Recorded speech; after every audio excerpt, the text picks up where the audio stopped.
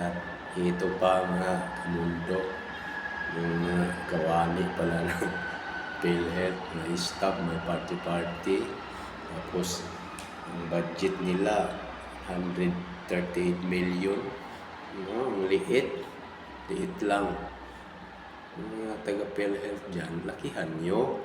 Kulang pa yan eh. Baka hindi kayo mabusog. Gawin nyo 1 billion para masawa kayo kain dyan. Dahan-dahan lang sa pagkain, baka mabulunan kayo. Kasi pira man yan ng taong bayan. Okay lang yan, hindi naman kayo kinakaltasan, kami naman eh.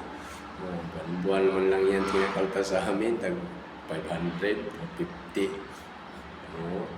Hindi naman kami masyadong nahirapan yan. Sige, pagpasawa lang kayo dyan, kay nasa pwesto pa naman kayo. Karma, sabi nila, hindi daw maingay. Kusa lang daw darating karma. Hintayin lang namin yan. Sige, pagpakasawa kayo dyan, pusin nyo yung pera ng taong bayan, mga taga-PhilHealth.